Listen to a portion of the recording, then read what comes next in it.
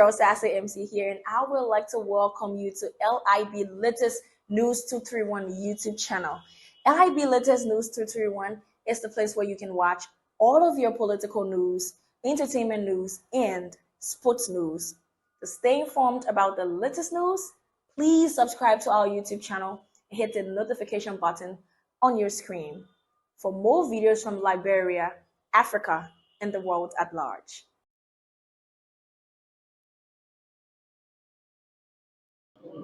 Let's start. Okay. Our protocol observed. Ladies and gentlemen of the press, our listening audience, Mr. Chairman, JSB Theodore Momo, National Chairman of the All Liberian Party, and then Dr. Kamo, other party officials here present. We want to say welcome to the All Liberian Party headquarters. As you are aware, over a period of time, we have not spoken to the press, and there have been unanswered questions to us. But on this day, we will, the All Liberian Party, officially address the nation about our silence on issues that matter a lot. And this will be done today by Honorable Henry Pedro Costa, one of the officials of the All Liberian Party. So, ladies and gentlemen of the press, we say you are most welcome. Feel free and take the news out to our people. Thank you very much. I want to thank the SG on Mr. Jeffrey Manuel Colette for that.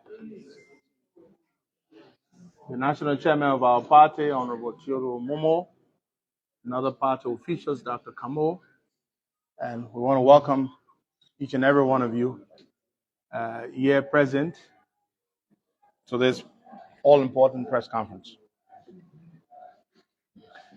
Ladies and gentlemen of the press, fellow Liberians, we appreciate your presence here today as we break our months-long silence to address the concerns, misconceptions, and malicious rumors that have circulated unabated. We understand that our extended period of silence has raised questions among our supporters and the public at large. Today, we aim to provide you with a comprehensive understanding of our reasons for this silence and to debunk the diabolical lies and unrelenting skullduggery perpetrated by our detractors. First and foremost, we want to emphasize that our commitment to real change and a better Liberia remains unwavering. We firmly believe that our period of silence enabled us to have a sober reflection, consultation, and healing as a necessary investment in our collective growth and success. It has allowed us to emerge stronger, more focused, and better equipped to tackle the challenges ahead. We extend our gratitude to all those who patiently stood by us, recognizing the significance of this process and the positive outcomes it will yield. As we break our silence today, we do so with renewed determination and a clear sense of purpose. We stand ready to face the future, guided by the lessons learned, the wisdom shared, and the healing experienced during this period. Together, we shall forge a path of progress, unity, and prosperity for our party and our beloved nation. It is very important for us to begin this statement by giving some background on the steps that we in the ALP have taken in support of Ambassador Boakai and for what we believed would be for the betterment of the Liberian people. ALP's relationship with and support for Ambassador Boakai and the Unity Party began during the 2017 elections.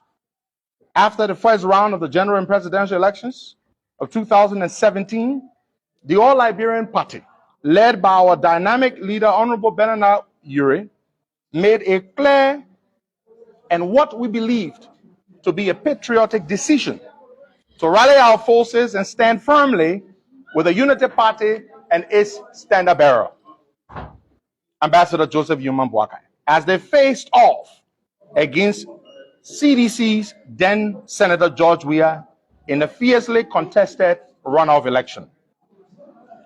It must be stated that then presidential candidate Weah personally reached out to us seeking our support, but we believed at the time that Ambassador Joseph Boakai was the better man for the job.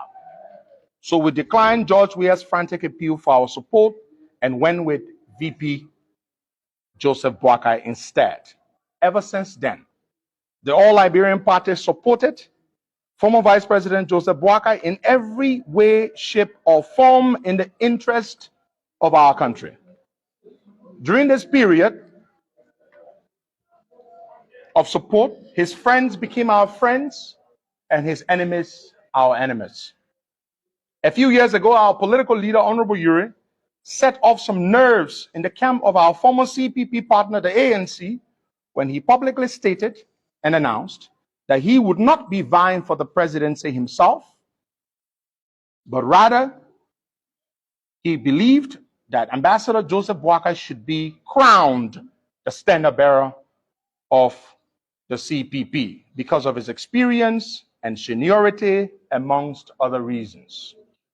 That single announcement, which I must admit, wasn't exactly a derived position of our party, caused a deep rift between us and the Alex Cummings camp.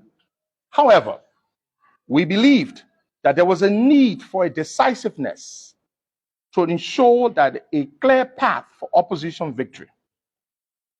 He made a clear decision to support Ambassador Boakai without any posturing or request for anything for himself or the ALP. A decision which would eventually lead to the ALP being treated with great disregard as other political parties and individuals demanded that they would only support UP if they were told what they would get out of it. The ALP was continuously mocked, quote, for selling itself for nothing, unquote, while other parties held their support as bargaining chips. This did not deter us as we remained unflinching in our support for Ambassador Boakai and the Unity Party. When the ALP established that the CPP framework document had been fraudulently tampered with by the ANC, our political leader raised the matter with Ambassador Boakai, and both Ambassador Boakai and Honorable Uri decided that we go to court. However, Ambassador Boakai impressed upon our political leader that being the current CPP chairman, which he, Ambassador Boakai, was at the time, and an elderly statesman, it would not look good on him to be a direct party in the lawsuit. So he asked the ALP to single-handedly file the lawsuit against Alex Cummings and his ANC for forgery and other reasons and other charges. Had the ALP not caught the forgery that had been done to the framework agreement, the Unity Party today would have been in trouble because the perpetrators of this forgery had targeted provisions that would make Ambassador Boakai ineligible to become the CPP standard bearer. That anyone who was not in good health would not be able to contest for the CPP standard bearer position, and that was directly put in place to stop Ambassador Boakai from contesting. The ALP fought this battle single-handedly to protect Ambassador Boakai's candidacy. To our utmost surprise, elements in UP would be the ones branding the ALP as troublemakers in an effort to make ALP look bad to the public. Notwithstanding, the ever-loyal ALP did not back down and saw the trial through despite the negative sentiments against us because of the posturing of many elements within the Unity Party. As for his part, Ambassador Boakai testified during the trial, as you all may very well recall. Sometime last year, Ambassador Boakai asked to meet with Honorable Uri, and in that meeting, he expressed a grave concern that he feared that Madam Ellen Johnson Sirleaf might be at work to undermine his leadership in the Unity Party, which he believed could destroy his presidential ambition. Therefore, he asked Honorable Ure to initiate a fallback position strategy by forming a new political vehicle which he will run on in case of any possible threat to his candidacy. Mr. Ure, a deeply loyal ally to Ambassador Joseph Boakai, wasting no time, proceeded to recruit veteran Liberian political activist and politician Professor Larry Tukpa, who graciously accepted the task and swiftly began the formation effort. Thus, the idea of the Democratic Alliance of Liberia, DAL, was birthed. The DAL was made up of several political parties, all of whom had pledged to support Ambassador Boakai's presidential bid. After months of negotiations, there was a collaboration agreement developed, which was to be endorsed by all political parties. The Unity Party then issued a memo to all parties that they did not need an alliance to win the election, and they will run as Unity Party and only ask for the other parties to endorse them. We rejected this idea and insisted that to win this election, there was a need to bring together as many political parties as possible to strengthen our position, as we see the ruling CDC doing. We later discovered, to our utmost shock, that the likes of Brownie Samokai, Francis Yumaling, Kofi Woos, and their ilk learned of this new move and persuaded Ambassador Boakai to disengage from it and instead propose their own vehicle to him, something they called the Grand Alliance. We were not surprised at this, considering that these are the group of people who had previously convinced Ambassador Boakai not to attend an endorsement program that was organized by ALP in Banga, canceling only 2 days to the ceremony, after the ALP had spent tens of thousands of dollars to mobilize and plan for that program in support of JNB.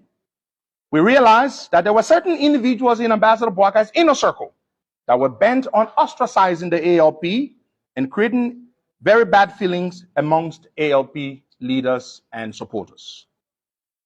For reasons unbeknownst to us till today, Ambassador Joseph Boakai accepted their proposal and dropped the idea of the Democratic Alliance of Liberia, which he had asked Mr. Ure to create. He then tried to convince Mr. Ure to come on board the so-called Grand Alliance formed by Brownie Samokai, Francis Yumaling, and Kofi Woos. To this request, Honorable Benana Ure vehemently refused on grounds that if Ambassador Joseph Boakai felt that the idea of the Democratic Alliance was no longer necessary, then what was the point of forming the so-called Grand Alliance as proposed by Brownie Samokai, Kofi Woos, and others? Mr. Ure proceeded to tell Ambassador Boakai that he did not believe that the decision of the Unity Party was right in abandoning the efforts of all the parties that were working to put the DAL together. Moreover, he could only work with Brownie Samokai and Kofi Woos if they would come out publicly and declare their support for Ambassador Boakai, something that has not been done up to date. Lest I forget to mention that Professor Larry Tukpa was deeply disappointed that his hard-fought effort had been wasted. We appeal to him to let it go for the sake of our, quote, beloved JNB, unquote. Fellow Liberians, over the years, we fought many other battles publicly and privately for Ambassador Joseph Boakai. And as for financial support, Honorable Ure, Ms. Tilia Ure, and I personally provided and sustained immense financial support to Ambassador Boakai that we do not wish to disclose here today. But there are tons of witnesses to this fact. On the subject of how I came into the running mate conversation.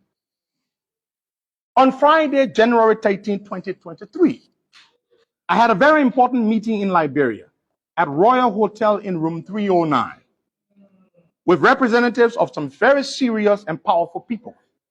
They offered me millions of dollars to run for the presidency of Liberia in this year's general and presidential elections.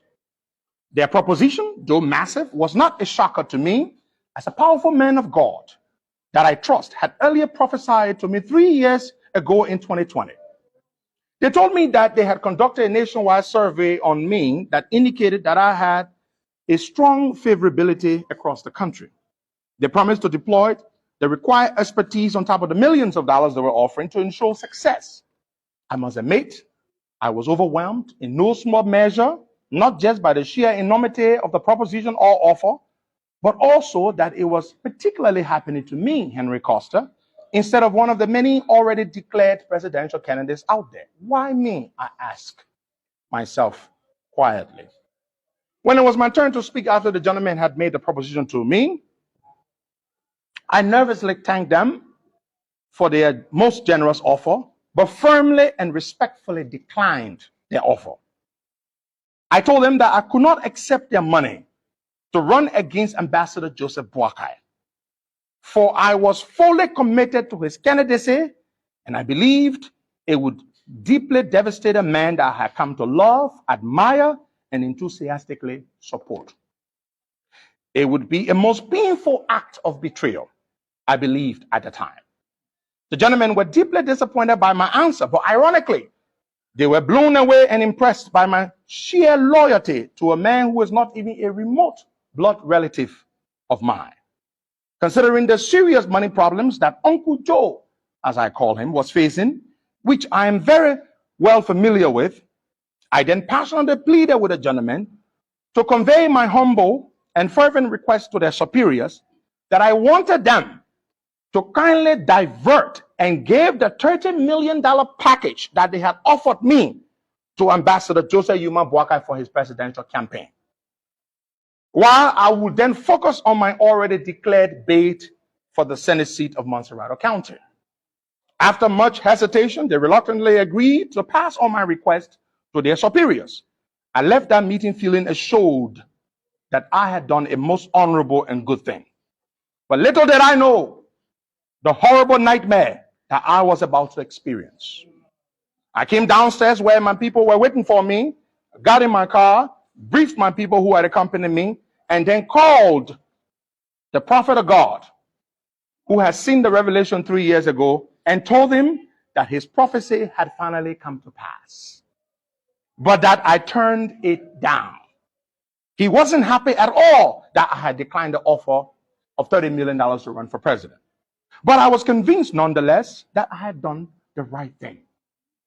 I returned to the United States the next day to head up the preparation effort to receive former Vice President Joseph Boakai, a week after his discharge from ERWA Hospital, where he had been receiving medical treatment. While in transit in Accra, Ghana, I called Mrs. Louise Tamba, who is married to Ambassador Joseph Boakai's nephew and a very close confidant to the former VP. I told her about my meeting in Liberia and my decision and action that I had taken. Says Louise, as I affectionately and respectfully called her, and I had developed a very strong and close big sister and small brother relationship, a relationship personally encouraged by Mr. Boakai himself. The three of us had built a strong bond, says Louise, Uncle Joe, and myself, and we worked very closely together like a family. I specifically asked Sis Louise, Mrs. Louise Tamba, not to inform Ambassador Boakai about my meeting until I had received an answer, hopefully a positive one, from the people regarding my request, asking them to give to Ambassador Boakai the $30 million that they had offered me to run for his presidential campaign.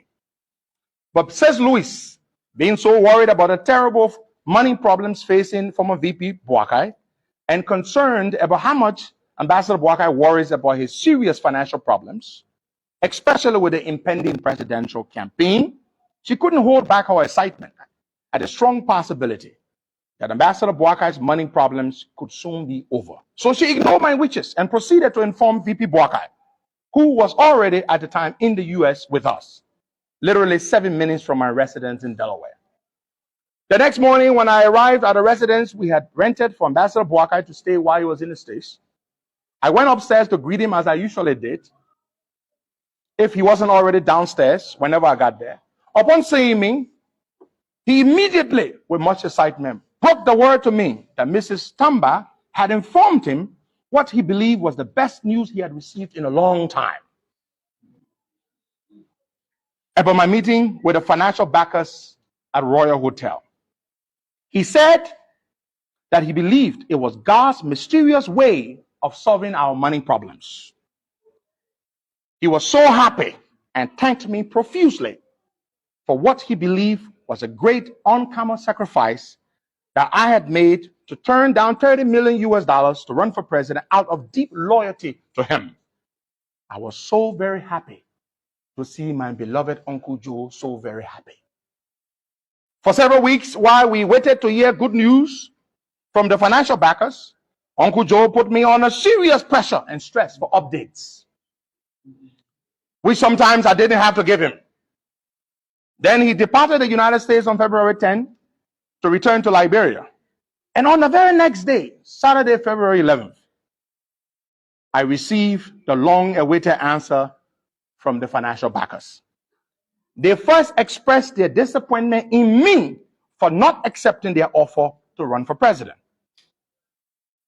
But thankfully, they have considered and accepted my request to support Ambassador Boakai instead. But it came with one condition. They requested that in exchange for their $30 million, Ambassador Boakai must pick me, Henry Costa, as his running mate. When I delivered their terms or requests to Ambassador Boakai, at the time he was already in Liberia, he readily and happily accepted and agreed. I was stunned. He went on to tell me how brilliant, loyal, patriotic I am, and what a godsend I have been to him over these past years, and much more. That was the first time I had heard such flattering words from Uncle Joe. Now permit me to backtrack a little. A few weeks earlier, Ambassador Boakai had told me during a 1-hour phone call that he was not going with Senator Yomli Kanga Lawrence as his running mate because of a weakened position due to the internal crisis in her party and because of the way she had treated Charles Bromskin's party and people by mortgaging it to the likes of Musa Bility, according to him.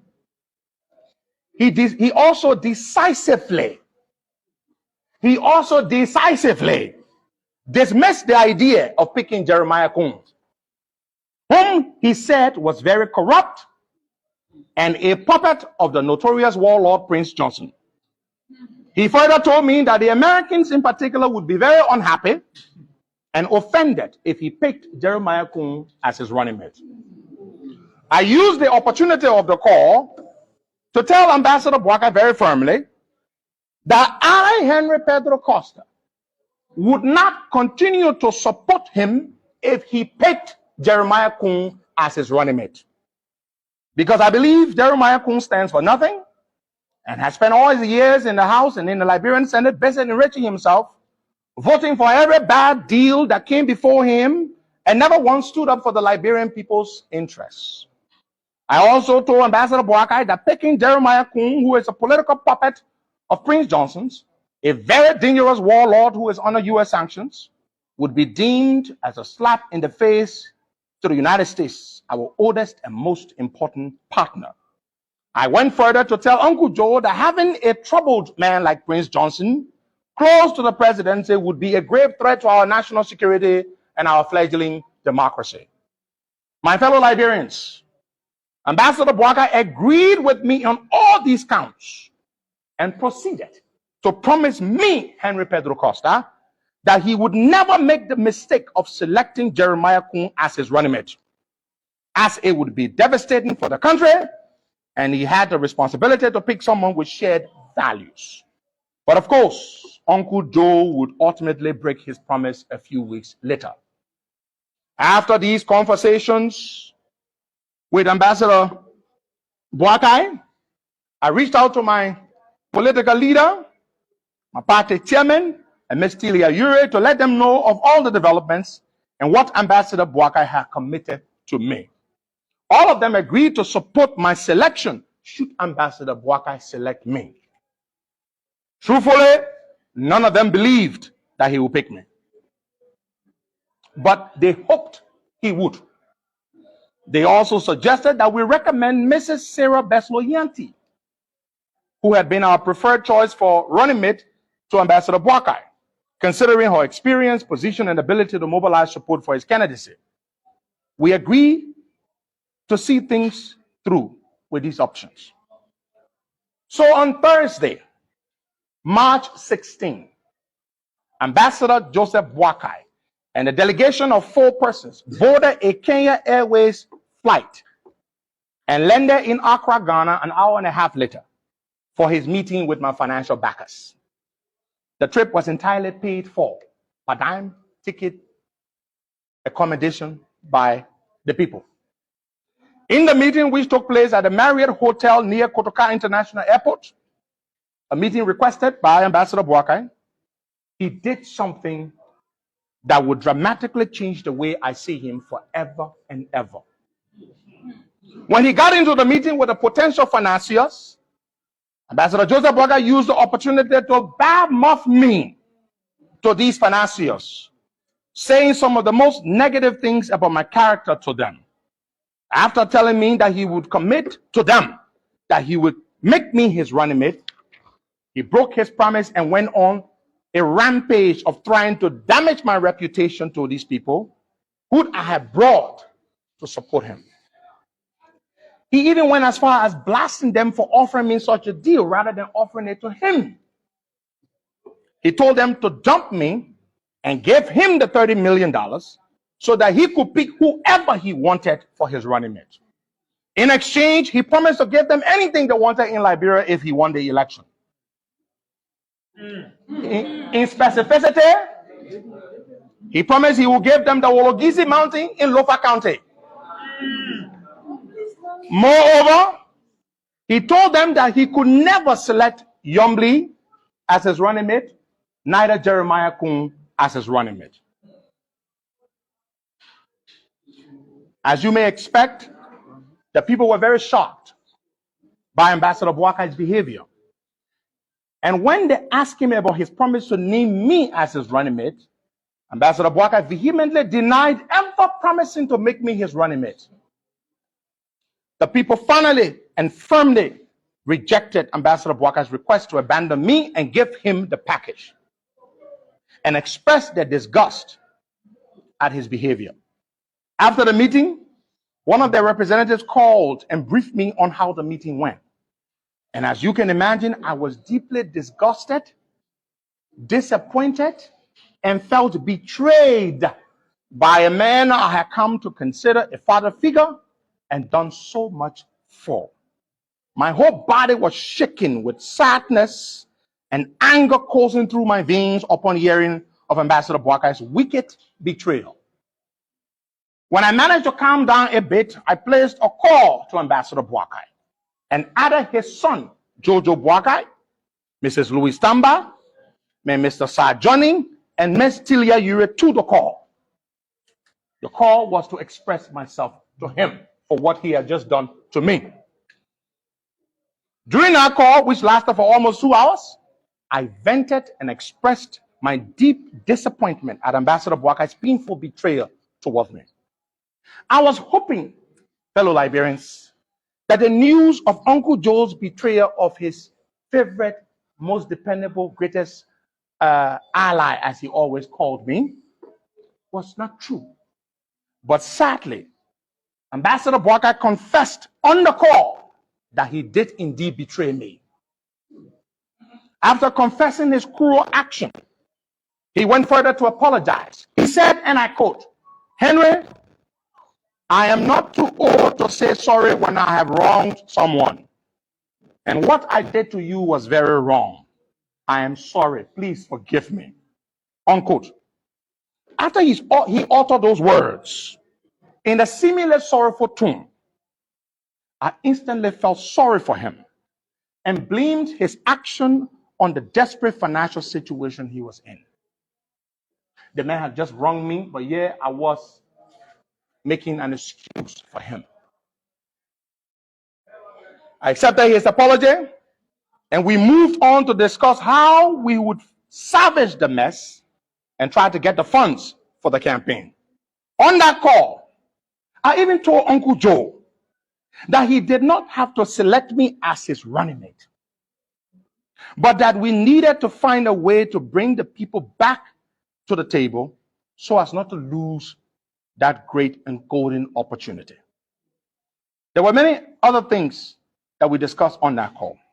The call eventually ended with Ambassador Boakai promising to hold consultations with his party officials and close advisors to inform them that he, Joseph Human Boakai, was now putting me under consideration for his running mate because he needed the financial resources and that he believed I would serve him loyally as vice president if he won the election. To this date, we are still confused about his action and how he treated me. He did not have to promise me anything because I was not entitled to it. So he simply wanted the money. If he simply wanted the money without picking me as his running mate, he should have simply told me.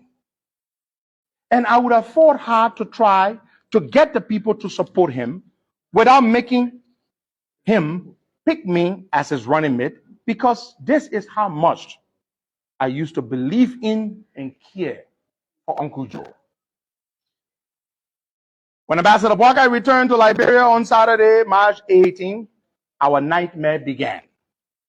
He held a meeting with his closest advisors and party officials and told them that he was now adding me to his running mate short list. That is how you heard my name in the running mate conversation. It was Ambassador Boakai who put my name on the short list. The very next day, on Monday, March 19, he drove to Carisburg to consult with the leader of our party, Honorable Benana Ure. He asked Honorable Ure whether he was in support of me being considered for running mate. And Honorable Ure told him that he was fully in support. However, that it was up to him, Ambassador Boakai, to make his pick of whoever he felt was best suited for him. Fellow Liberians, what came next was extremely horrible and unbelievable. The same people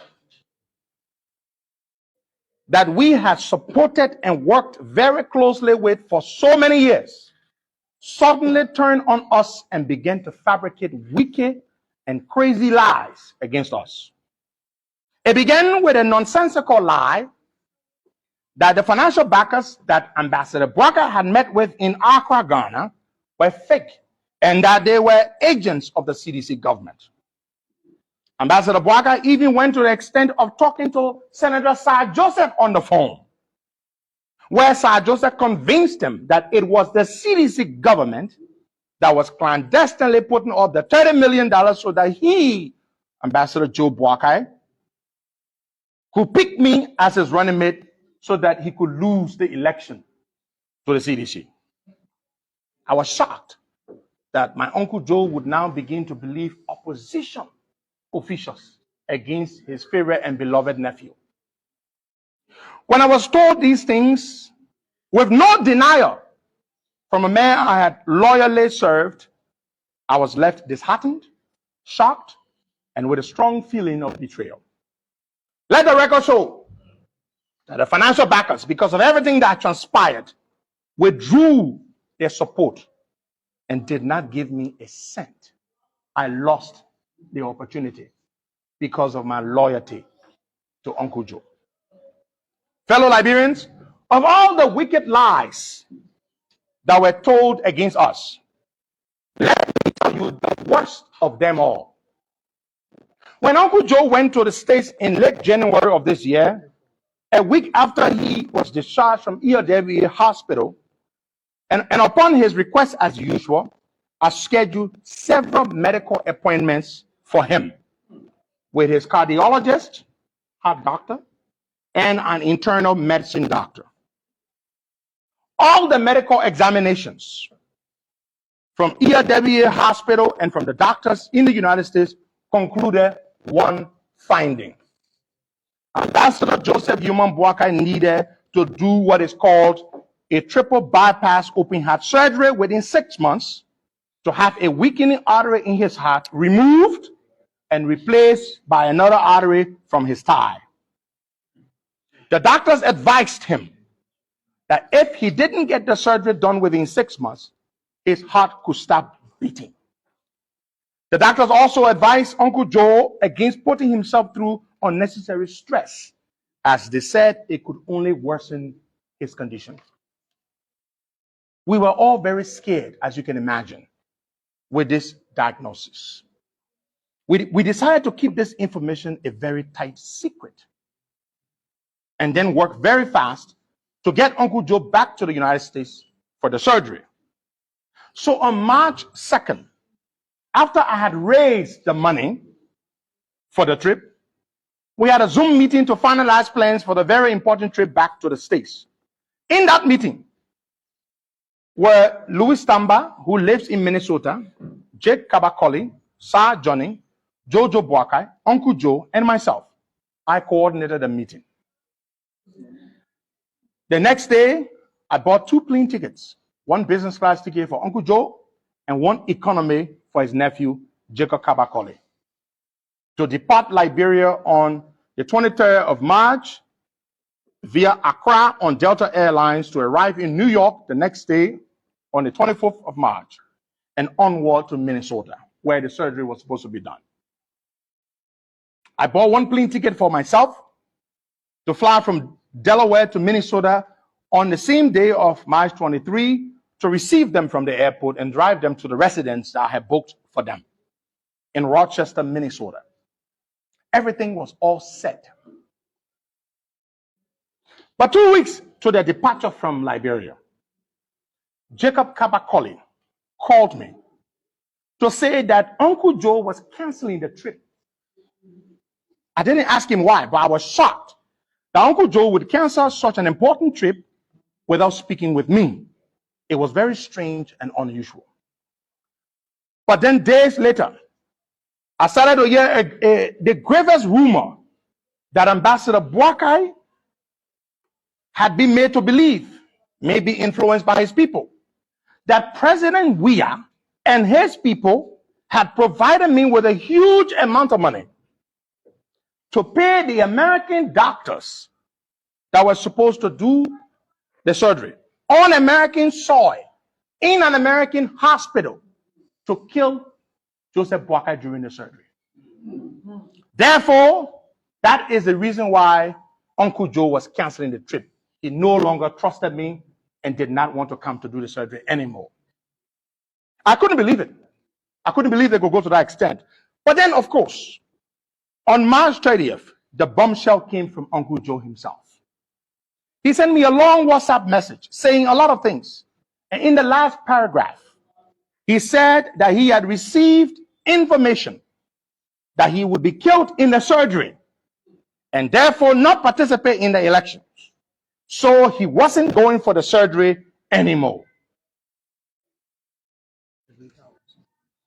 I was beyond shocked and deeply heartbroken when I read that message from Uncle Joe.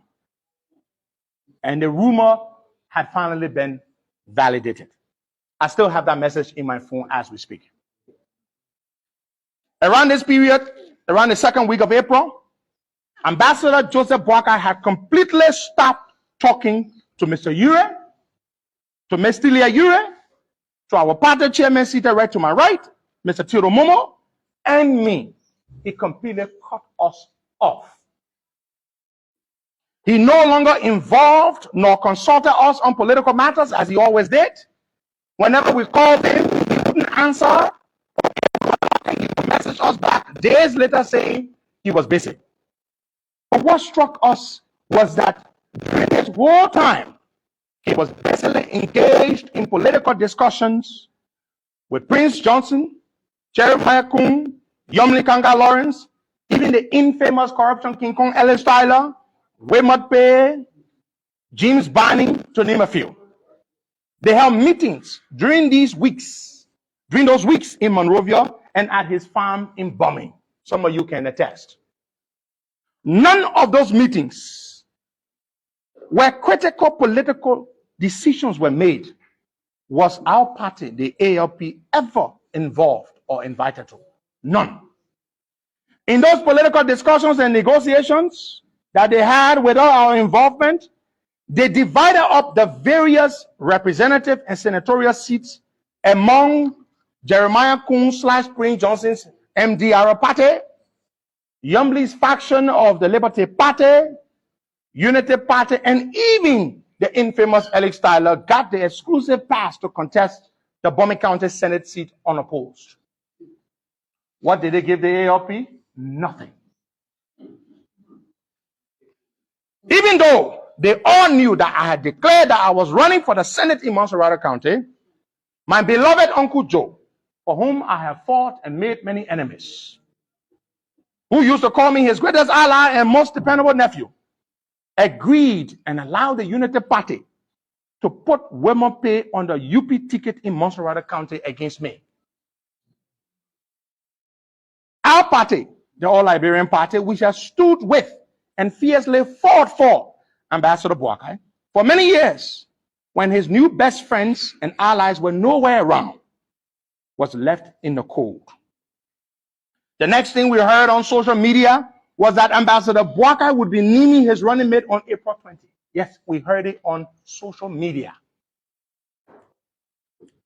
We were completely taken aback because we believed that after strongly supporting Ambassador Boakai over the years, surely ALP would be consulted and be an integral part of this key decision-making process. We were so sure that consideration would be given to our views on who would be selected. But we were wrong, and very wrong too, and very mistaken. On April 26, 2 days to the day Ambassador Boakai would name his running mate, he drove up to Carisburg to inform us that he had decided to name Jeremiah Coon as his running mate. He did not go there to consult with us on what we thought was best, nor did he go there to sincerely seek our support for the ticket. He merely came to give us an FYI, for your information, about a decision he had made, a decision which he vehemently said many weeks earlier that he would never make in the interests of the country. After he got through speaking, our political leader, Honorable Ure, then asked him a single question. That question was, quote, "Do you feel comfortable in trusting Liberia to the care of these new allies of yours?" Unquote. This question was in consideration of the fact that we had first-hand information of his grave health issues, along with age not being in his favor. Ambassador Boakai responded and said, quote, "Ben," as he was referring to Honorable Ure, "in the forest there are many animals, good and bad, but they all make up the forest," unquote. Our political leader wasn't satisfied with this vague response from Ambassador Boakai, so he pressed him further by repeating his question. And then this time, Ambassador Boakai said in a rather retortive tone, quote, "If I have to dance with the devil to win this election, I am prepared to do that. And even the devil has a role to play in my election," unquote. Moreover, he went further. "We have to win before we can rescue. And I have to do anything to win," unquote. After that statement, the meeting came to an end. There was just a single word in that meeting. And Ambassador Boakai did not say a single word to me either. He never looked me in the eye once during the entire 10-minute meeting. Then the whole issue of ALP attending the program, the naming program, came up. We made it very clear that ALP was never at any point invited to the program. In fact, even in the meeting on April 26, it was not mentioned. In fact, that meeting was not to solicit support. It was to merely to inform us of his running mate decision. Interestingly, at 10 minutes past 11 p.m., almost midnight on April 27th, the evening of his naming ceremony, Ambassador Boakai sent me a WhatsApp message inviting me to the program as his son. Midnight, the eve, I have that message in my phone as we speak. Of course, we didn't attend the program because it was a program we were not involved with in any shape or form. You do not treat your allies and supporters with the level of disdain and malice that the ALP has been treated with over the years. If we were true partners to Unity Party, such a critical decision as the selection of his running mate would have been done in consultation, considering there was no immediate rush for the April 28th naming of his running mate. Ambassador Boakai and the Unity Party have quickly forgotten the tremendous amount of sacrifice that the ALP and its leaders, including myself, have made over the past decade, standing against the ills in our society. Therefore, we will never compromise our values to support any and everything just because we want to win power or to win an election. We shall continue to stand up for what we believe is right and only support a ticket we believe that has individuals with the same ideology as we do, to change the direction of our country for the betterment of all Liberians. We have not stood firmly over these past years against the ills in society, only to today dance with the devil for the sake of power. We strongly reject that, and we feel very sorry that the old man would put himself through this out of sheer desperation for power. Besides, we are religious people, Christians and Muslims. We do not dance with the devil. We reject and rebuke the devil. If this was a personal or selfish quest for us, we would have not fought against President Sirleaf, President Weah, and the wicked national legislature that has done nothing for our people but themselves. We shall never see a bad leadership and support it. We also will not be part of forming or supporting the same bad group of people that has hijacked the so-called rescue mission. And just so you know, we were the ones who coined the phrase rescue mission. Since the announcement, and during this period of our silence and consultation, the Unity Party has been antagonizing the ALP in ways that we would have never imagined after all these sacrifices we've made in support of them. Firstly, UP executives have been engaging some ALP aspirants to abandon ALP and run on the UP ticket across many districts. They have engaged ALP executives to resign from ALP and join UP, all of which evil efforts have failed. We have sent several words of caution asking them to desist, but have all fallen on deaf ears.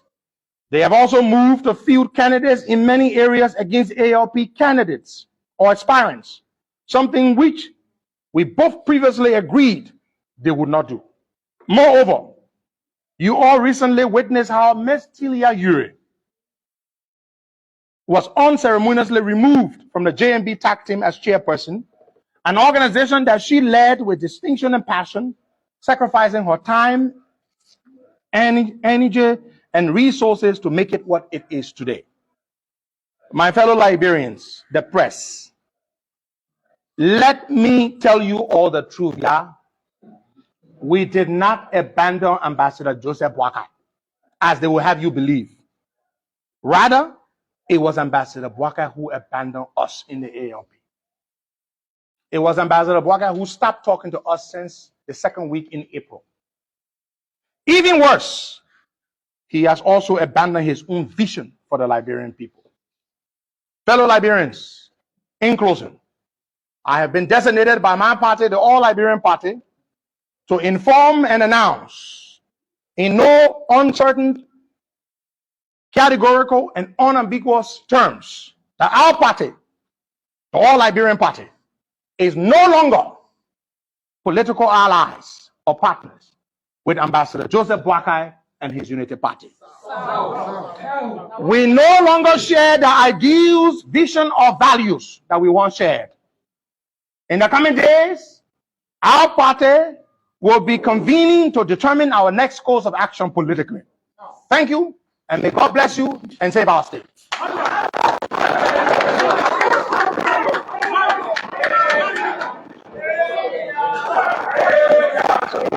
We'll take 5 questions.